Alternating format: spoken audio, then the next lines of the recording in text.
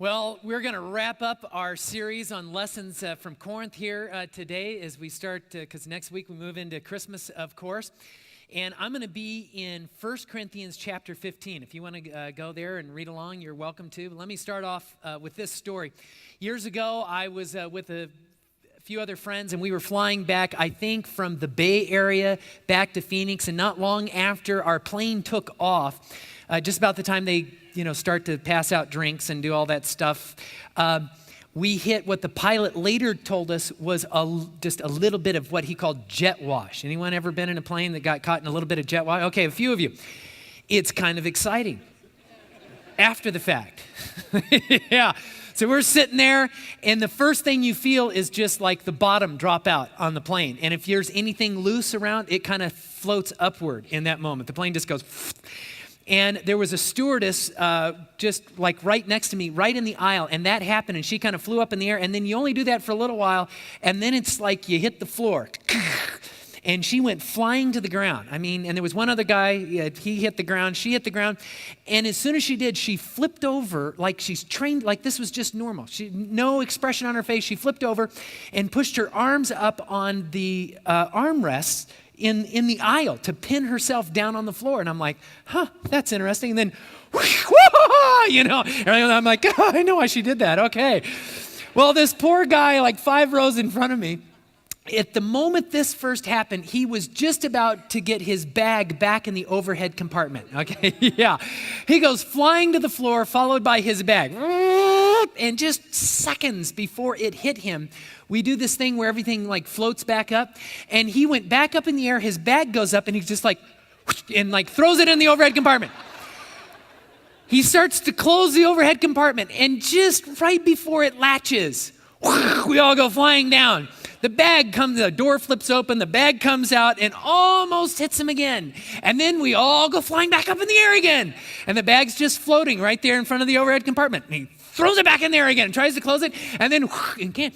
And I watched that poor guy like 3 or 4 times, just going up and down, trying to get that bag in. Finally, he actually got it in there, slammed it shut, and then hung onto the armrest for the rest of the ride. Okay. Now, in moments like that, I found myself thinking about the afterlife for a moment after that. I just thought, man, this jet wash business lets you know these planes can just fall right out of the sky. This could be the end. Have you ever had a moment where either you experienced something like a near-death experience, or maybe there was some intellectual issue you were wrestling with, or maybe there was an emotional issue you were wrestling with, and it caused you to start thinking about this whole afterlife business, this whole business of what's going to happen someday, right? See, I think as human beings, we think about these things at different moments. We struggle with issues of faith and doubt, of is there an afterlife? Is there not an afterlife? And here's the problem we face as human beings, because we care about this a whole bunch. Our problem is we are finite creatures. And because we're finite creatures, we can't know everything we really want to know. And therefore, doubt just becomes a part of what it is to be a human. There's no way around it. There's no way around it because we're finite. And Paul's going to kind of get at some of these issues here in 1 Corinthians chapter 15. And so look with me at 1 Corinthians chapter 15 here, because he begins to talk about this. And the background is there's people that are struggling with faith and doubt. And when you see, there's a couple terms that he uses that we would use a little differently. When we think of the term resurrection, we primarily only think of the resurrection of Jesus Christ. Paul uses the term here, resurrection, to speak of like the afterlife to us. So oftentimes he's going to talk about resurrection here. We would think of it as, is there an afterlife? Is there something more that are we alive in some way after our physical bodies die. He also talks about like the first Adam, the second Adam, and he's referring, first Adam's kind of referring to all humanity, and the second Adam is referring to Jesus and what he did. So just to kind of let you know, and here's what he says. Look at verse 12, chapter 15, verse 12. He says this, faith and doubt issues. But if it is preached that Christ has been risen from the dead, how can some of you say that there is no resurrection of the dead? In other words, how can some of you say that there's no afterlife? And the reason is they're struggling with this. He's got people that are teaching, you know what, there's no afterlife. There's no afterlife. And we struggle with that, right? These issues of faith and doubt. Is there a God? Is there an afterlife? And if there is a God and an afterlife, what does that mean about how I live my life now? Those are issues that human beings have struggled with since there have been human beings, pretty much, okay? Those are issues, and he's dealing with these here. Now, to kind of get at this, I want to use a term that was first coined by a guy by the name of William James, and he wrote an essay years and years and years and years ago, and his essay was all about, is it reasonable to believe that there really is a God, and is it reasonable to actually base your life on that? So he writes this essay knowing that this is something that people struggle with. It's a brilliant essay, and I want to use one of his terms out of this essay. He talks about live options. So when you're thinking about these issues of, is God real? Is there really an afterlife? Can I trust God? Is that the right way to go? I want to use one of his terms here called live options. And here's how he defines a live option. First of all, a live option is, it has significance. So these are options. When I'm thinking about faith and doubt issues, what are the real options that I could base my life on? Can I base my life on Jesus Christ? Is that a live option? So he defines live options. First, it has significance. For instance, thinking about the afterlife, that has great significance to us, right? Why? Because we're all going to die, and we care about what happens to us after we die. We've got hopes, beliefs, feelings, dreams about all of that. An issue of a non-live option would be something like, how many angels can stand on the end of a pin?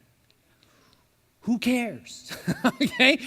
Who cares? We could figure that out, and it just wouldn't matter a whole lot, okay? And so what he's saying is live options have significance. They matter to us, and here's why.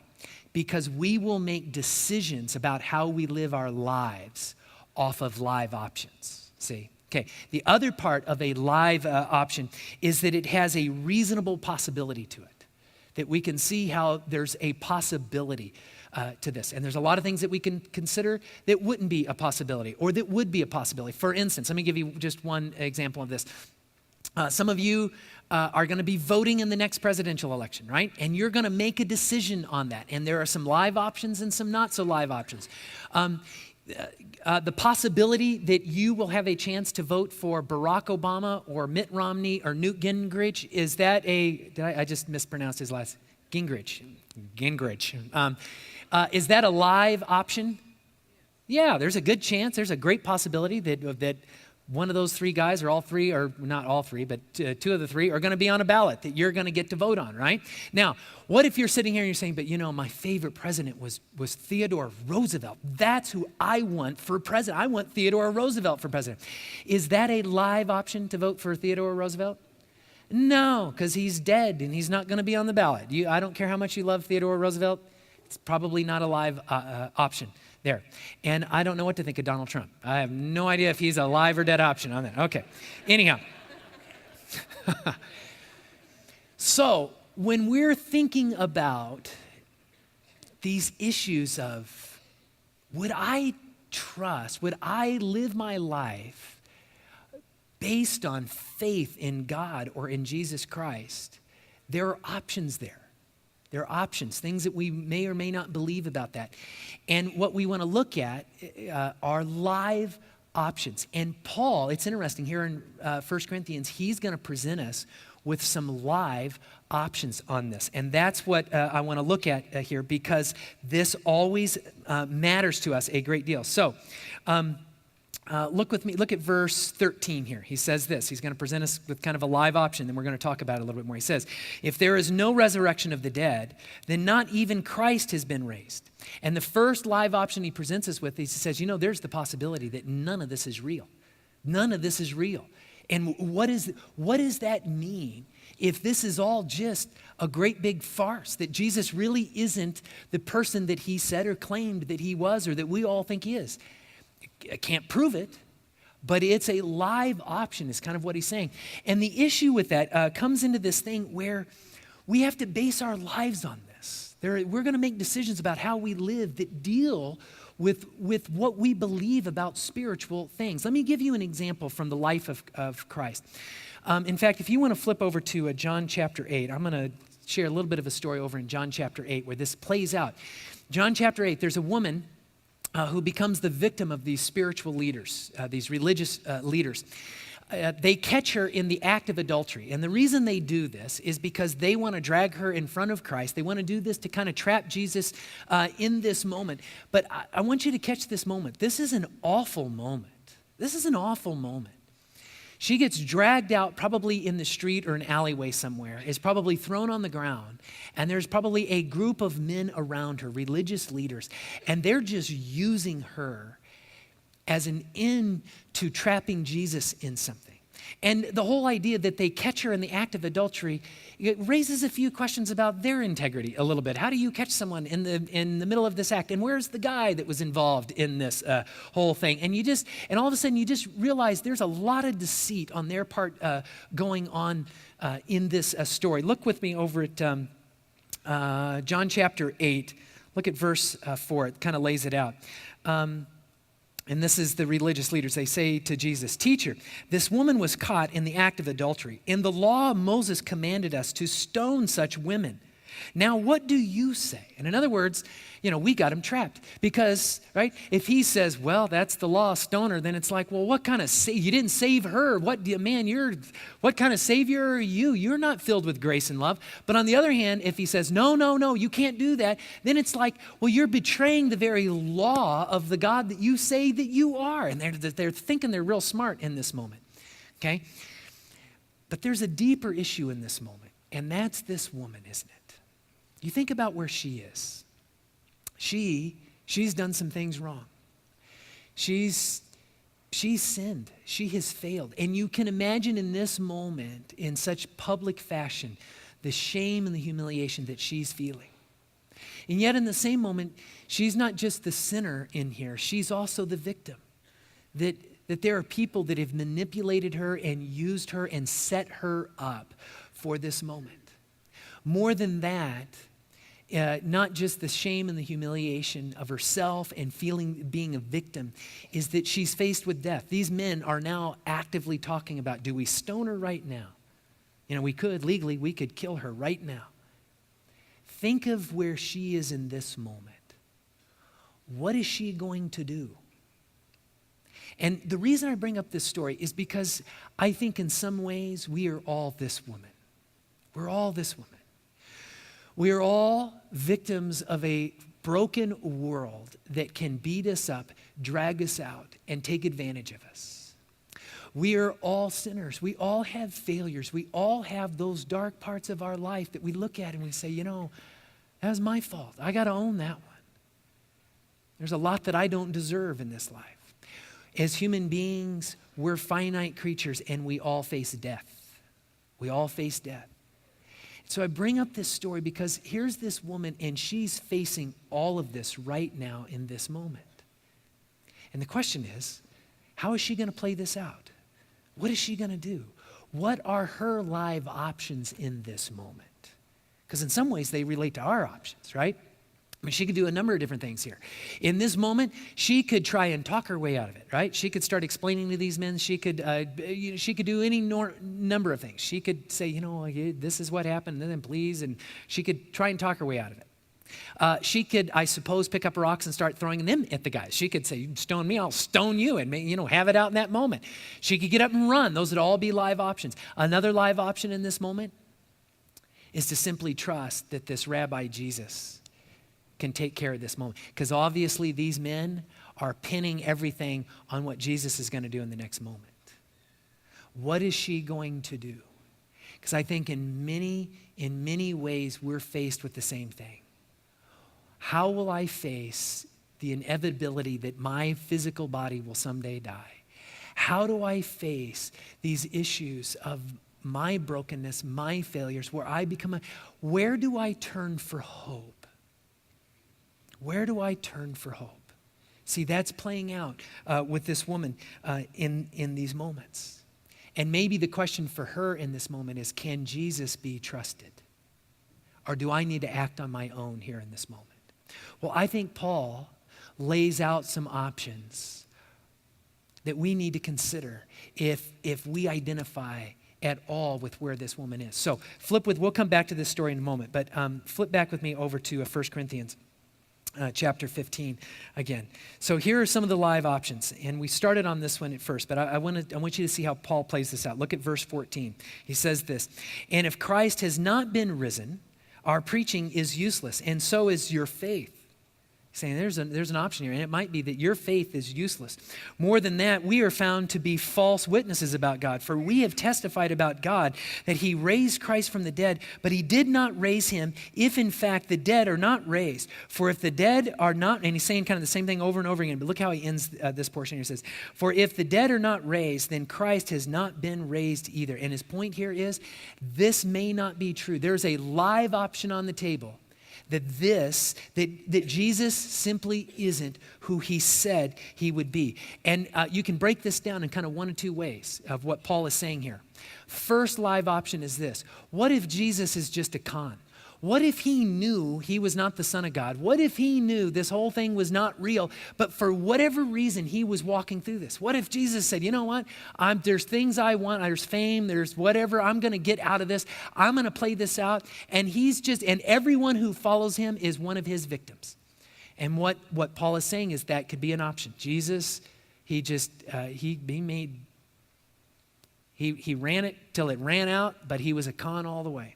The second live option, the other possibility with this, of course, is what if Jesus was just nuts? Okay? What if he really thought he was God's son, but he wasn't? He was just some delusional individual with a seriously bad case of Messiah complex, okay? Like, he wasn't the Messiah, but he's going, I think I'm the Messiah, I think I'm the Messiah, but he really wasn't. And so he just lived this whole thing out. And the truth is, Jesus was just a nut. He was crazy, delusional. And what Paul is saying is that could be. And if that's true, then the truth is we may not like it, but then our faith, that plays out with our faith. Look what he says about this. Look at verse 17. And if Christ has not been raised, your faith, look what he says, is futile. And you're still lost in all that you've done wrong, and all that stuff plays out. That could be an option. Now, here's what's interesting though. There's an option that Paul doesn't give here. And it's an option that oftentimes people in our culture want to embrace the most. The option, this is really interesting, Paul never gives the option that Jesus is simply nothing more than a fantastic teacher. He never says, here's the option, Jesus might have been a fantastic teacher. Never gives that option. Why? Why would he, if you go through the text, why would he say it's not a live option? Well, you've got this fundamental problem. As a teacher, Jesus went around teaching and saying that he was God, come from heaven to earth. And on top of that, he asked people to follow him based on that. In fact, he asked people to abandon everything. He said, you don't base your life on anything else other than me. You base your life on me. Well, a fantastic teacher doesn't go around claiming to be divine when he or she's not, right? That's not a good teacher. A good teacher doesn't go around saying, give up everything in your life and base it on my life, knowing that that's not true. And so Paul's right on this. Jesus can't simply be nothing more than a fantastic teacher, because that's what we would call a non-live option. That's a dead option. For instance, let me give you an example of that. Going back to my plane story, we're in a little bit of jet wash going up and down in the sky, and there are some live options that everyone on the plane can take, right? One live option would be, I'm going to deal with this crisis by screaming like a baby. Ah! I do that the whole time. We could do that, right? That's a live option. I personally didn't take that option, okay?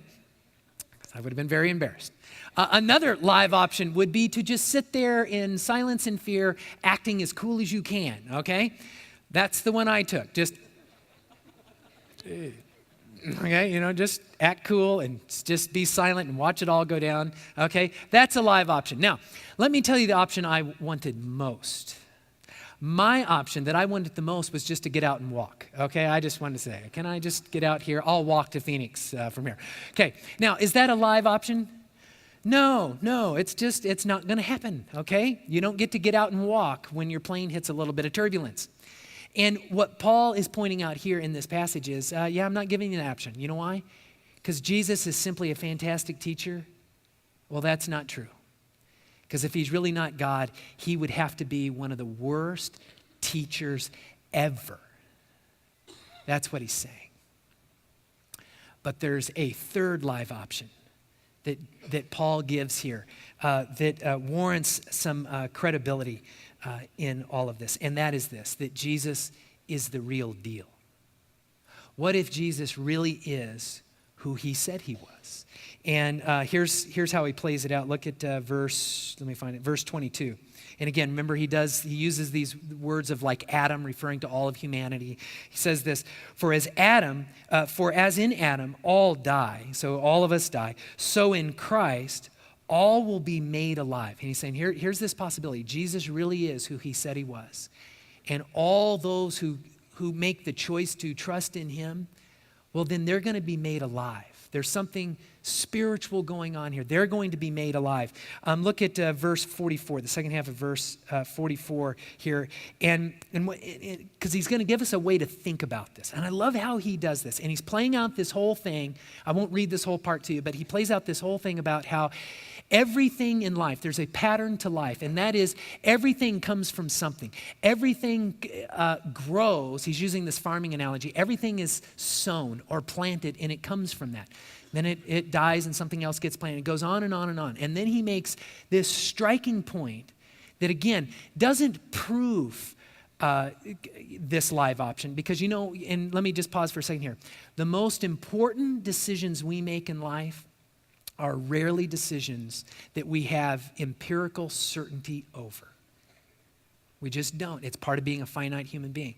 But Paul gives us a way to think about, should I trust in God or should I not? What is the best live option to choose here?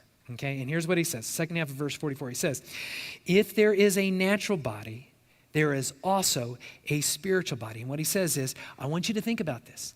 If you know that you exist, you say, I'm here, I pinch myself. I think I really do exist, right? I remember the old philosopher who said, I think, therefore I am, or whatever.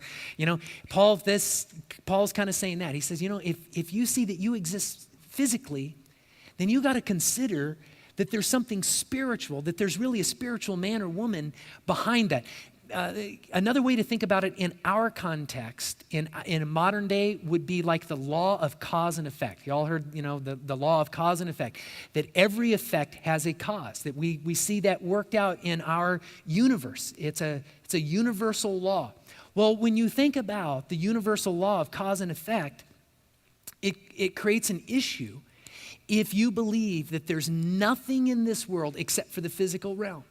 If you're saying, there's nothing but the physical realm, it creates an issue to really think about here that Paul points out, like the cause and effect. And the way to think about this is like run the creation of the universe in reverse. If you think about the history of the universe, run it in reverse. And you say, there's all of these living beings, you, me, everything. Where did those come from? And, scientists would look at that and say, well, if we run it all backwards, it goes to like a couple of amoebas, and they split and they turned into 4 amoebas and it went on and on and on. And then you say, well, where did the amoebas come from? Run it in reverse. Well, there were some amino acids in the atmosphere and static electricity and lightning and those amino acids formed the amoebas. And you say, wow, that's really cool. Where'd the static electricity and the amino acids and the planet come from? Say, well, all the ingredients that make up the planets and everything, that was all cooked up in some star somewhere, and there's a supernova and exploded and formed all these planets. Well, where did the stars come from? Well, there are these celestial gases that all form. Well, where did the celestial gases come from?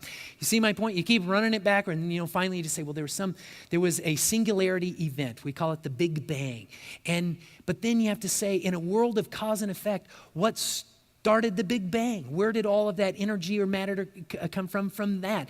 And we live in a world where there's always got to be a cause for that effect. And it's interesting that there are many philosophers and scientists that would say, in some way, we must recognize that there had to be a set of laws in effect outside the laws of this universe in order to initiate the start of this universe that we know and live in. Well, I want you to think about that for a moment. If there were a set of laws that stand outside this universe as we know it, that had to initiate this universe, laws that aren't the same as the laws that we understand in this universe, isn't that by definition something supernatural? And so what Paul is saying is, you know what? If you see that you exist in a world where everything comes from something, isn't there something outside of this universe that had to be there that started this whole thing? See, the real question when it comes to this idea, is it possible that God exists? Is you have to ask this question. Why does anything exist at all? Because based on the laws of our universe, really nothing at all should exist. And so Paul begins to play that out right here. And he says, you know what? You exist. Maybe there's something behind this. Maybe a live option here is that Jesus really is who he said he was. So there's three options that you can kind of arrive at from what Paul is saying here. Either he was a con, right? Jesus was a con, don't trust him. He was nuts, he doesn't understand what's going on, don't trust him.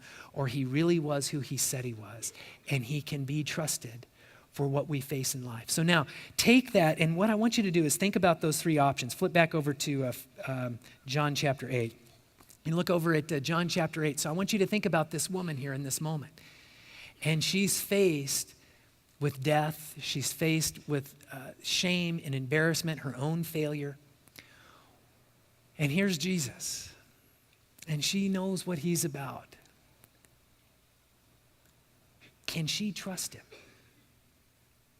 And what's amazing, what I want you to see is how Jesus handles this moment here. Look at the second half of verse 6. So these guys, they ask him the question. They think they've got him pinned down. And in this moment, Jesus leans down into the dirt and starts to write, the text says. And it says this, but Jesus bent down and started to write on the ground with his finger.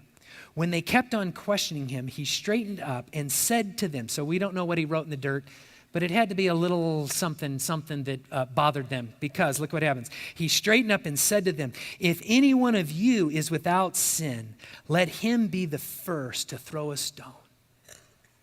And in that moment, Jesus really does become her Savior in a tangible way. And he does it with such brilliance, without ever compromising the Old Testament, without giving up on love and grace. In this moment, he steps in. And what I love about this is this little note here in the text where he stoops down and he gets into the dirt. And you just think about, that's where that woman is in that moment. You ever feel like that's where you are in life? You ever have those moments where you say, I just don't know if God is real. I just don't know if I can really trust God if he is real. I want you to think about this. As you think of stories like this, ask yourself, is it more likely that Jesus is a con, a nut, or the real deal? And in the end, we're left with this moment of, okay, what will I base my life on? When I'm in the dirt and when I'm struggling, when I struggle with the afterlife or I struggle with my life here, will I trust God or will I trust in something else? And there's a really tender moment in this story. Look at verse 10. It says this, Jesus straightened up and asked her, woman, where are they? Where are they? Has no one condemned you? No, sir, she said. then neither do I condemn you. Is that the act of a con or a nut or the real deal? I think that's my question. Because I know some of you are here today and you're just saying, man, I'm dying on the inside. I struggle with fear over spiritual things, or I'm struggling in my life. I have failed and I don't know what to do with my failure. I'm a victim of this world. My life is not where I wanted it, and I don't know what to do. And I would propose to you this, that maybe the best place you can turn in your life when you feel like you're down in the dirt is to the person of Jesus Christ. That there is a live option, that he is everything that he said he was, and that you will be made new, that you can become a new creature in God. There's a great story called Motorcycle Diaries. I think they made it into a movie. It's about two guys, Ernesto and Alberto, I believe. And they go on this long motorcycle journey all around South America, and they want to end up at a leper colony in Peru where they want to help. So they go on this big journey. As they get to the end, they're really taken back by what they see in this leper colony. And the thing that strikes them harder than anything else in this story is just how separated these lepers have become. They have become subhuman. They get treated differently. They have to live across the river from everyone else, and they're completely isolated.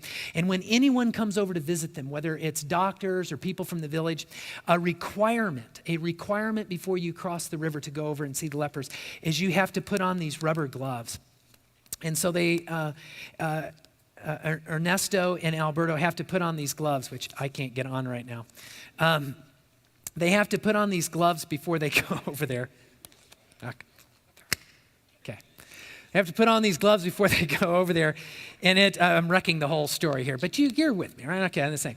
And what they realize, Ernesto and Alberto realize that these gloves that everyone wears except for the lepers has become this like physical barrier between these lepers and everyone else. And it's like, because of these gloves, they're not human. There's something wrong with them, and they can't overcome it. But here's the beauty of the story. At the end, Alberto can't stand this. He can't stand what's happening to these people. And so he makes this move. In fact, one night when he crosses the river to go over and sleep in the doctor's quarters where they were allowed to sleep, he decides he's not going to sleep there that night. He gets in the river and swims across the river to go back to the leper colony. And that night he sleeps with the lepers in the leper shack. And you know what he does? He takes off the gloves. And it's this magical moment where those gloves come off and he has swam a river to be with them. And it is like it makes them human again. They're now being touched and related to as humans.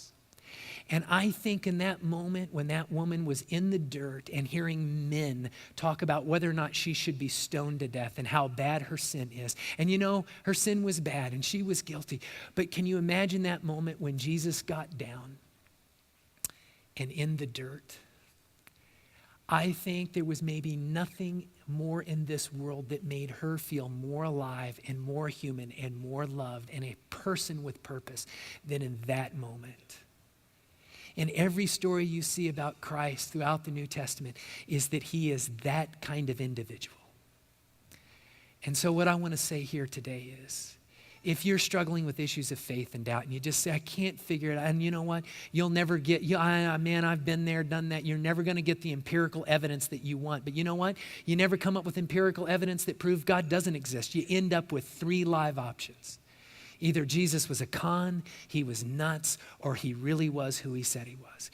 And if you're here today and you're saying, I need someone to cross that river and get to me, then Jesus is your guy. And if you want to take that step to receive him as your Savior, to say, I'm going to make a decision to base my life on being a follower of Christ, I want to invite you to do that today. And here's what we're going to do. I'm going to come back. Gabe's going to play a song here. And I want you to just think about that choice for the next few moments. And as he plays that song, you think about whether or not you want to take that step of saying, I don't know for sure, but I'm taking live option number 3. I'm going to trust my life to the person who I think might really be the real deal. Then I'm going to pray a prayer, a simple prayer, nothing magic about it, a simple prayer of taking that step to trust Christ as your Savior, as the real deal.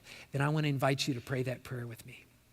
And you will be made alive in ways you cannot imagine. So I want you to listen to this song by Gabe and ponder that decision. And I'm going to come back and pray that prayer.